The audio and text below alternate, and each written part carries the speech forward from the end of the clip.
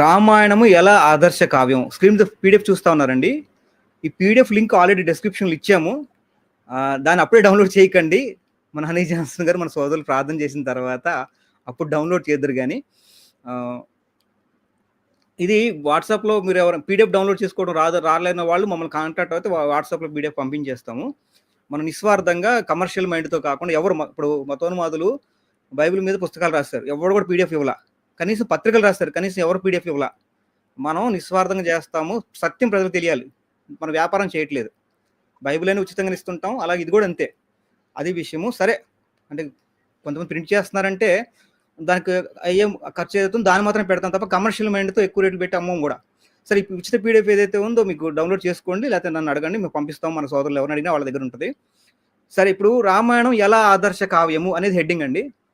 ఎందుకంటున్నానంటే రామాయణం మీద రాశాను డైరెక్ట్గా. అంటే రాముడు గురించి ఉంటుంది, హనుమంతుడి గురించి ఉంటుంది, లక్ష్మణుడి గురించి ఉంటుంది, సీత గురించి ఉంటుంది, రాముడు గురువు అయినటువంటి విశ్వామిత్ర గురించి ఉంటుంది. అట్లా రామాయణంలో చాలా క్యారెక్టర్స్ ఎవరైతే ఉన్నారో వాళ్ళ మీద అందరి మీద కూడా క్వశ్చన్ చేస్తూ వాళ్ళు చేసినటువంటి పనులు ఏతున్నాయి అవి ఎంతవరకు ఆదర్శము. ముఖ్యంగా రామాయణంలో రాముడు ఆదర్శము, మానవులకి రాముడు ఆదర్శం అనే కాన్సెప్ట్ తీసుకొచ్చారు కాబట్టి ఆ కోణాన్ని ప్రశ్నిస్తూనే మనం ఈ పుస్తకం రాసాము. అది ముందు మాట మనం చూస్తాం. అదే కరుణాకర్ ఏదైతే బైబిల్ని ప్రశ్నిస్తూ అరిషడ్ వర్గాలకు బందీ అయిన అద్వితీయ దేవుడు అని మొదలెడతాడు. ఆయనలో కామం ఉంది, క్రోధం ఉంది, పక్షపాతం ఉంది, ఆయనలో ఇలాగ ఆయన దేవుడు కాదు, ఇలాగ ఆయన మాత్సర్యం ఉంది, ఆయన దగ్గర లోభం ఉంది. ఇలా అరిషడ్ వర్గాలు అంటే ఏం లేదండి, కామ క్రోధ లోభ మోహ మదమత్సర్యాలు అవి దేవుడికి ఉండకూడదు, అంటే వాటిలో బందీ అవ్వకూడదు అని మన బైబిల్ గురించి ఇష్టం వచ్చినట్టు రాశారు. సేమ్ అదే కోణాన్ని మనం రాముడి మీద, రామాయణంలో ఉన్న క్యారెక్టర్స్ మీద అప్లై చేస్తూ మనం చదవడం జరిగింది. ఎందుకంటే మన బైబిల్ని ఇప్పుడు ప్రశ్నించారు, వాడికి జవాబు కూడా చెప్పాను. నేను పుస్తకం కూడా రాశాను, విమర్శకుల సత్యాలు బైబిల్ సత్యాలు పుస్తకం కూడా రాశాను, 600 పేజీల పుస్తకం కూడా రాశా. ఆ పుస్తకం పీడిఎఫ్ కూడా ఉచితమే, అది కూడా పంపిస్తాను పీడిఎఫ్. అలాగే మనం రాధామనోహర్ దాస్ కూడా పాంప్లెట్ కూడా రిప్లై పాంప్లెట్ రాశా, అది కూడా ఉచితమే పంపిస్తాను. అది కూడా మీరు అలా రిలీజ్ చేసేసిందే. అయితే మనం కరుణాకర్ ఎవరైతే ఉన్న మతోన్మాదులు చేసే దాడిని ప్రతిఘటించడం కోసం మాత్రం డిఫెన్స్లో భాగంగా ఈ పాంప్లెట్ రాసాము. అలాగే వాళ్ళు ఏదైతే బైబిల్ని విమర్శ కోణంతో తప్పుపట్టాలని చదివితే మనం మంచి ఉద్దేశంతో చదివి చాలా పాజిటివ్గానే రాసాం, వాళ్ళలా కాదు.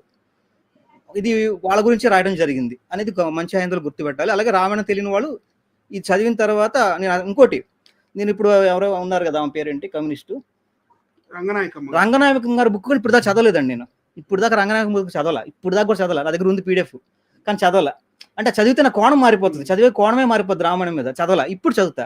అంటే మనం ఒకళ్ళ ఆలోచనతో చదవటం వేరు, మన సొంత ఆలోచనతో చదివితే వేరని ఇప్పుడు దాకా కూడా నిష్పక్షపాతంగా ఉంటాను, యథార్థంగా ఉండాలి అనేది నా కోణం అనమాట. కాబట్టి ఇప్పుడు దాకా రంగనాయకం గారు రామాయణం చదవలేదు నేను. మరి వాళ్ళు కొంచెం నాస్తిక టైపులో కాబట్టి మనం ఆధ్యాత్మికంగా మనం వేరు, మన ఆలోచన చేసే విధానం వేరే ఉంటుంది, వాళ్ళ నాస్తిక కోణం వేరే ఉంటుంది. కాబట్టి నేను చదవలేదు, ఇప్పుడు చదువుతాను. కాబట్టి నా సొంత ఆలోచనతోటే, నా యథార్థ దృక్పథంతో నిష్పక్షపాతంగా చదివి నేను రాసింది ఇది. సరే, ముందు వీక్షకులు గమనించండి, ఒకసారి విషయ సూచిక ఇస్తానండి మీకు. ఏమేమి ప్రశ్నలు, మొత్తం 33 ప్రశ్నలు ఉంటాయి. దీనికి నేను ఏదో అడిగేసి వెళ్ళిపోలా. దీనికి డిఫెన్స్లో హైందవులు ఏ విధంగా మనల్ని డిఫెన్స్ చేస్తారు, వాళ్ళు డిఫెన్స్ చేసే విధానం రైటా రాంగా అనేది కూడా నేను మెన్షన్ చేస్తూ రాశాను నా పాంప్లెట్ మొత్తం. పుస్తకంలాగా రాసిన పాంప్లెట్ లాంటి పుస్తకంలాగా ప్రింట్ చేసుకొని అమ్ముకోవచ్చు. యాక్చువల్ అంతగా ఉంటుంది. ఇప్పుడేనేది ప్రింట్ చేసుకోండి, చక్కగా దగ్గర పెట్టుకోండి. ఇవి ఎంతో కష్టపడి నేను రాసిన పుస్తకం, ఆ విషయం గుర్తుపట్టండి. సరే, దీంట్లో ఉన్న ప్రశ్నలు ఏంటో నేను డైరెక్ట్ వెళ్ళిపోతాను. మొదటి ప్రశ్న, వాల్మీకి రామాయణంలో రామావతారానికి కారణం విష్ణువు పొందుకున్న శాపాలు. అసలు రామావతారం ఎందుకు వచ్చింది అనేది ముందు తెలియాలి.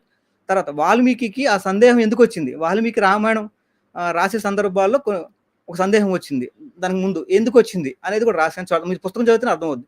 సరే, రాముడి పుట్టుకపై వివాదానికి గల కారణం ఏంటి? తర్వాత రాముడికి రాజ్యకాంక్ష ఉందా? రాముడు తండ్రిని తల్లిని అనరాని మాటలు అన్నాడా, ఎందుకు? రాముడు ఆడిన మాట తప్పాడా? అలాగే మాంసం తినను అని తిన్నాడా? తర్వాత 7వ ప్రశ్న, రాముడికి నిజంగా సీత అంటే ప్రేమ ఉందా? లక్ష్మణుడితో రాముడు సీత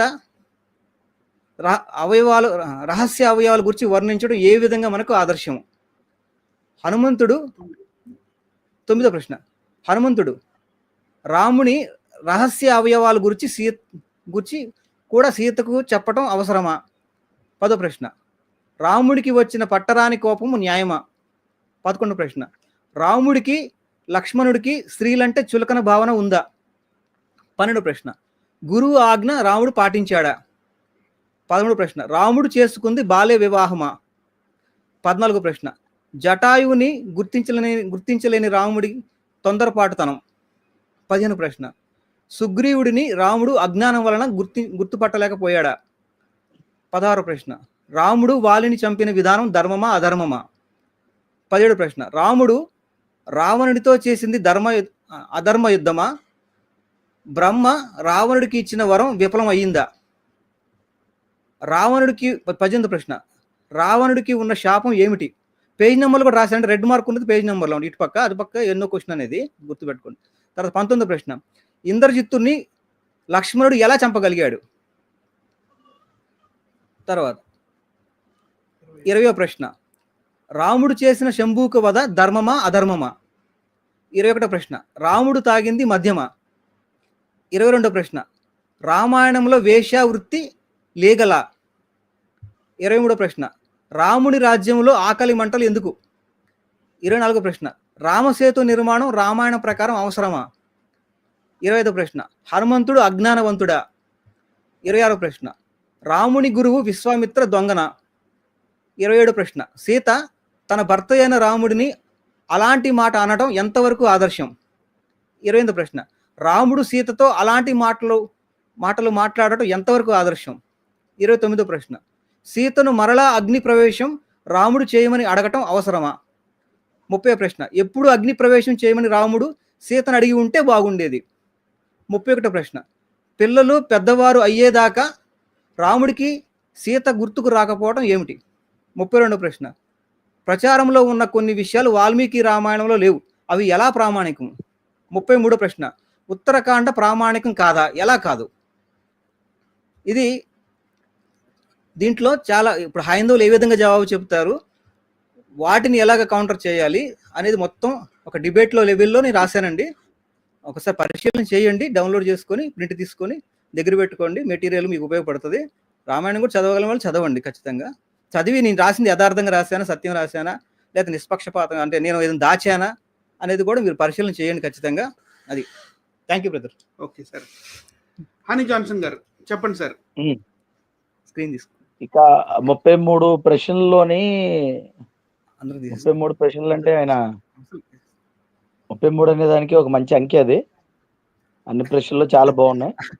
అది అనుకోకుండా వచ్చింది బ్రదర్. నువ్వు 33 రావాలని ఏం పెట్టలేదు, అనుకోకుండా మొత్తం చేసిన కౌంట్ చేస్తే 33 వచ్చింది.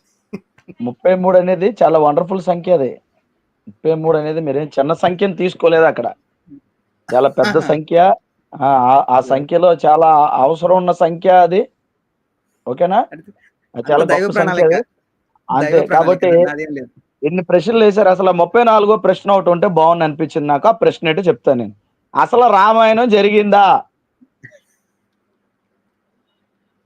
34వ ప్రశ్నగా నెక్స్ట్ దాని PDF లో యాడ్ చేస్తే అసలు రామాయణం అనేది జరిగిందా, ఈ యొక్క రామాయణం క్యారెక్టర్లు ఉన్నాయా, ఇవన్నీ కల్పిత క్యారెక్టర్లా అని ప్రశ్నలు మీరు పెట్టుంటే జనాలకి క్లారిటీ వచ్చింది. ఇంకా జరిగిందా అంటే ఏం లేదు. ఇప్పుడు మీరు చెప్పినవన్నీ కూడా ఒకటి చూసుకుంటే ఇవేమి జరిగే ఇది లేదు. అసలు ఈ భూమి మీద ఈ భారతదేశంలో రామాయణమే జరగలేదు, జరగడానికి వీలు లేదు. రాముడి క్యారెక్టర్ అనేది లేదు. చెప్పండి. అందుకే కావ్యం అని పెట్టాం. అదే నేనేమంటానంటే అందరికీ అంత నాలెడ్జ్ ఉండదు. 34వ ప్రశ్న అసలు రామాయణం జరిగిందా అని మీరు టైటిల్ పెట్టి దానికి వివరణ ఇచ్చేస్తుంటే అయిపోయింది. అర్థమైంది బ్రదర్? 33 రాశారు. 34వ ప్రశ్నగా రామాయణం జరిగిందా? జరగలేదు. ఈ క్యారెక్టర్స్ అన్ని ఎవరో ఆర్యులు అనేవారు ఈ భారతదేశానికి వచ్చిన తర్వాత ఈ క్యారెక్టర్స్ అన్నిటిని పుట్టించుకొని ఈ క్యారెక్టర్స్ అన్నిటిని కూడా మరి చూపించారు. ఇందులో చాలా నాకు 2 ప్రశ్నలు. అసలు రామాయణం జరగలేదు, జరగలేని దాని మీద దీనికి మళ్ళీ ఆదర్శం వీటికి జై కొట్టడాలు, లేని క్యారెక్టర్ని తీసుకొచ్చి జై కొట్టడాలు. ఇక ఒక మంచి మాట చెప్తాను. బ్రదర్ అనిల్ గారు చెప్పారు, క్రిస్మస్ వచ్చిందంటే ఒక్కొక్కడికి ఎలా ఉంటదంటే సైతాన్ని ఆవహిస్తూ ఉంటది. క్రిస్మస్ వచ్చినప్పటికి చాలా ఒక్కొక్కడు గెంతుతూ ఉంటారు. ఈ ఏమంటారు చెత్త రాసుకెళ్ళి అందరూ కూడా యేసు ప్రభు ఎలా పుట్టాడు, యేసు ప్రభు ఎవరికి పుట్టాడు, యేసు ప్రభు ఎప్పుడు పుట్టాడు, యేసు ప్రభు పుట్టిన తేదీలు ఉన్నాయా, యేసు ప్రభు పుట్టడానికి ప్రామాణికత ఉందా ఏదైనా, మీ యేసు ప్రభు పుట్టాడని బైబిల్ ప్రామాణికమా, లేకపోతే చరిత్రకారులు ఎవరు చెప్పారా, ఇన్ని మాట్లాడతారు. అసలు యేసు ప్రభు ఈ భూమి మీద పుట్టాడని చాలా కోకొల్లలుగా హిస్టారికల్ గా కానీ, ఆర్కియాలజికల్ గా కానీ, న్యూమస్మాటిక్స్ ప్రకారం కానీ, అంతేనా సైన్స్ ప్రకారం కానీ చాలా ఆధారాలు ఉన్నాయి.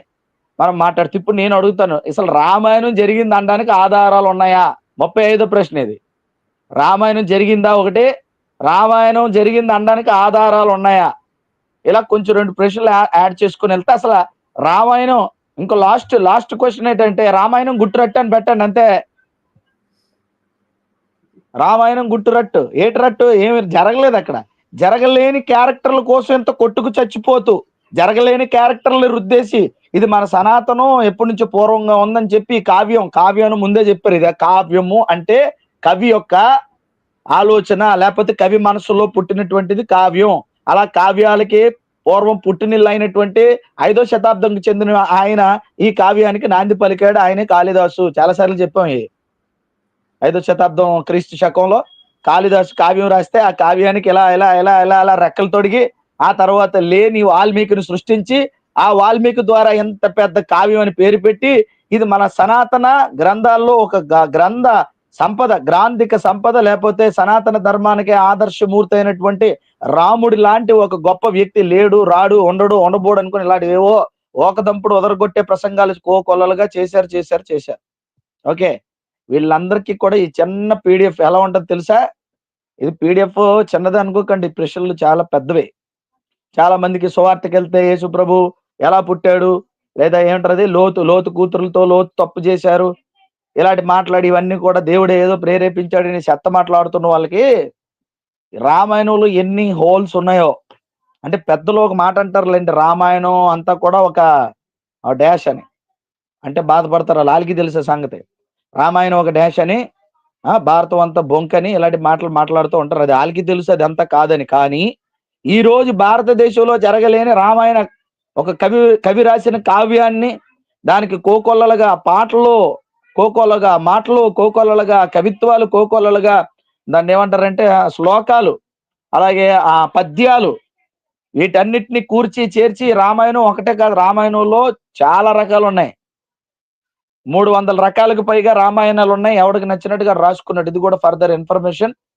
మరి ఇలా రాసుకున్నటువంటి దేనికి పేరు పెట్టిన వాల్మీకి రాశాడు. అసలు వాల్మీకి అనే క్యారెక్టరే లేదు.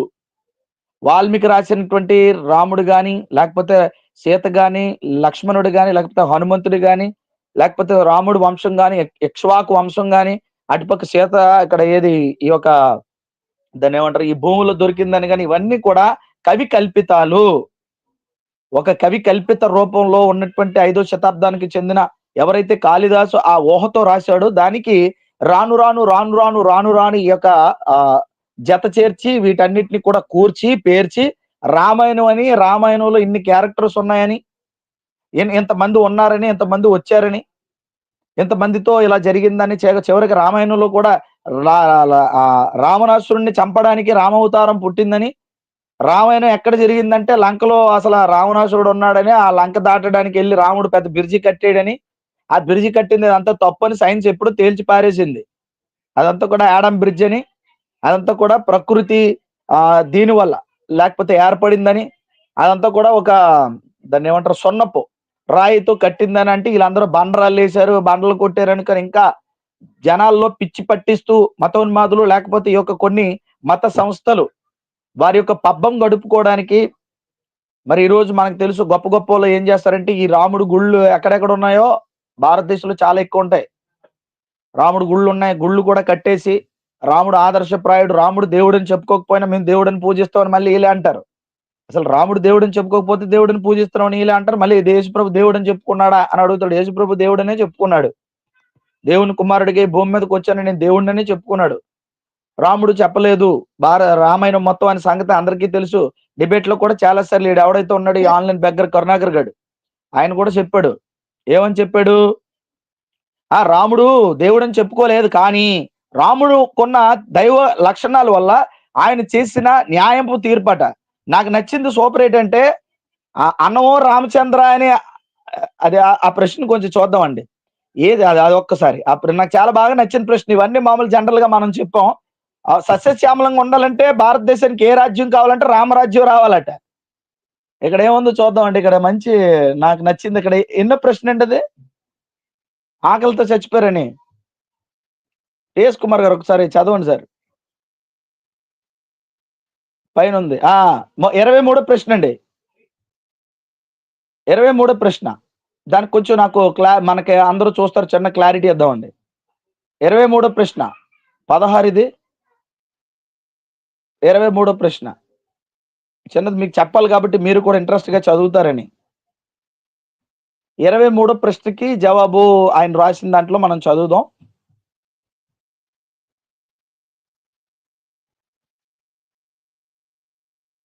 ఇరవై ఒకటి అండి ఇది, ఇంకొంచెం మీదకి కిందకి రండి.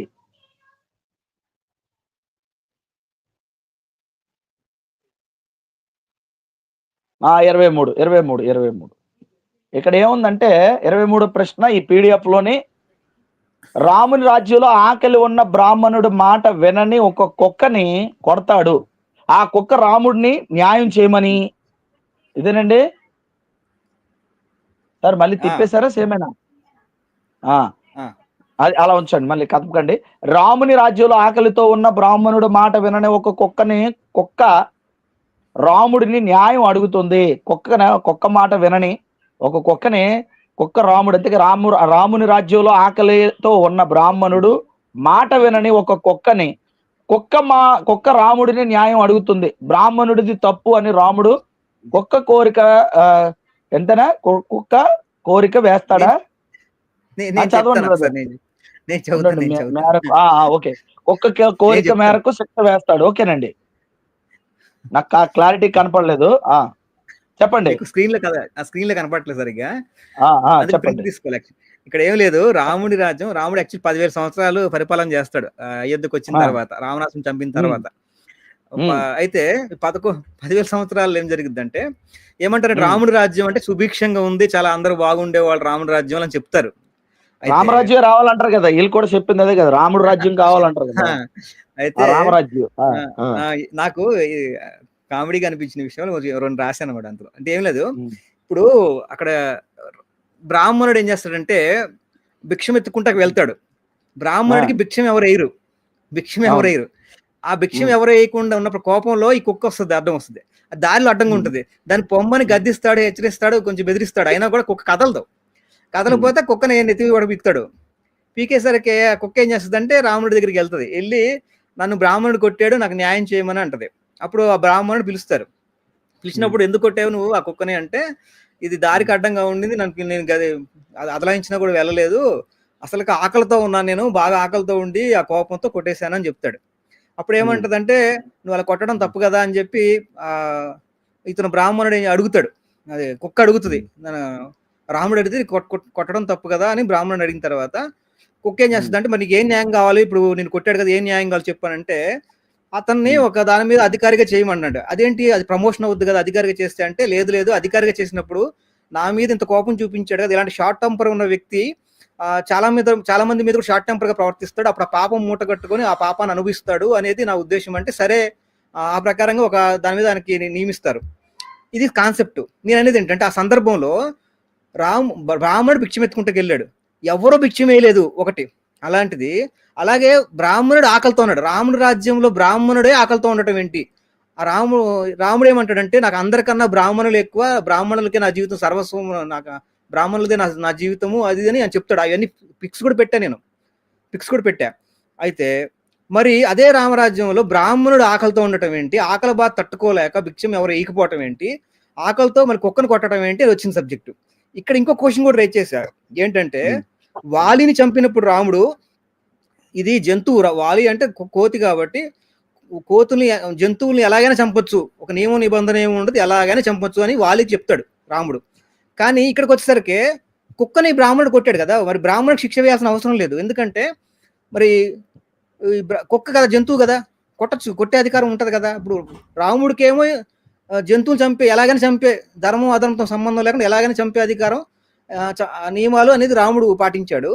ఇక్కడికి వచ్చేసరికి బ్రాహ్మణుడు కుక్కను కొడితే మాత్రం బ్రాహ్మణుడికి శిక్ష వేస్తానంటున్నాడు. అది ఎంతవరకు న్యాయం ఒకటి. అదే విధంగా బ్రాహ్మణుడు ఆకలితో ఉండటం ఏంటి రాజ్యంలో? బ్రాహ్మణుడే ఆకలితో ఉన్నాడంటే మిగతా వాళ్ళు ఎలా ఉంటారు అనేది ఒక క్వశ్చన్.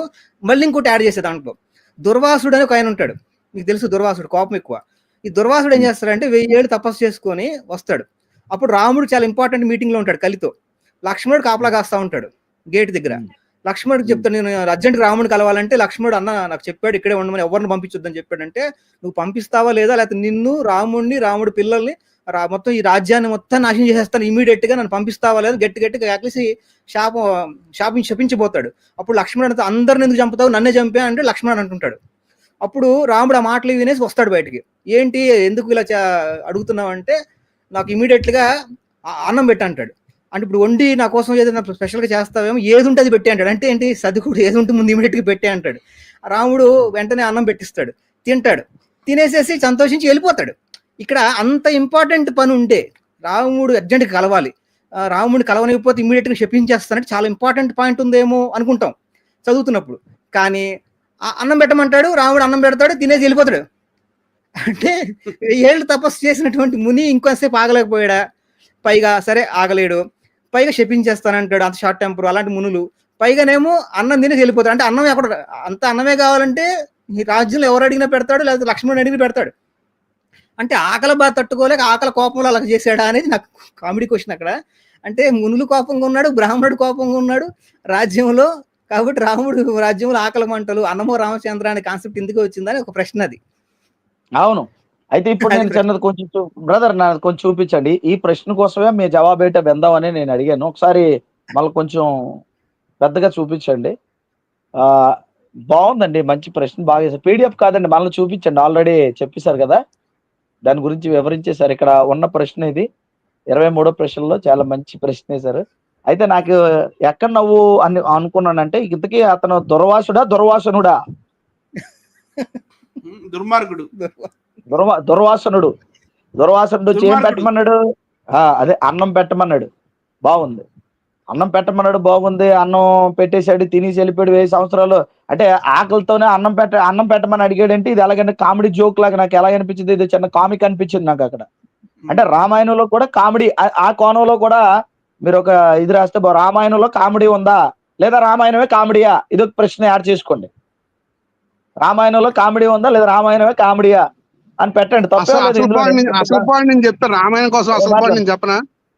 మాట్లాడదాం వస్తున్నాను నేను. మీరు కోపంగా ఉన్నట్టున్నారు. కోపంగా లేదు, సీరియస్ గా ఉన్నాను. మీరు అన్ని ప్రక్షిప్త సర్గాలు తీసుకొచ్చి మా ముందు పెడితే ఎలాగండి?